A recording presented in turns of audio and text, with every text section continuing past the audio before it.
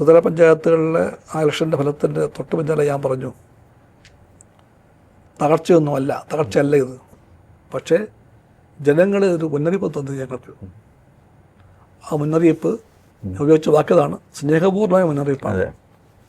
സ്നേഹപൂർണ്ണമായി ഒരു മുന്നറിയിപ്പ് തന്നു ഞങ്ങൾക്ക് ജനങ്ങൾ. ആ മുന്നറിയിപ്പിൻ്റെ പാഠം ഞങ്ങൾ പഠിക്കണം. ഞാൻ വീണ്ടും പറയുന്നു, ആ മുന്നറിയിപ്പ് സ്നേഹപൂർണ്ണമാണ്. ഇപ്പോഴും LDF തുലകെട്ട് എന്നർത്ഥം ഞാൻ വായിക്കുന്നില്ല. ഒടിഞ്ഞു പോട്ടെ LDF എന്ന് കേരളം കാണുന്നില്ല.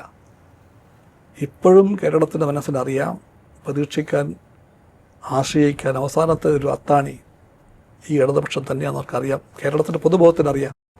പക്ഷേ ഒരു മുന്നറിയിപ്പുണ്ട്, നിങ്ങൾ കുറേ മാറ്റം വരുത്തണം, നിങ്ങൾ കലവറ കൂടാതെ കുറേ തിരുത്തൽ ചെയ്യണം, തിരുത്തിക്കൊണ്ടും മാറാതെ പോകാൻ പറ്റില്ല.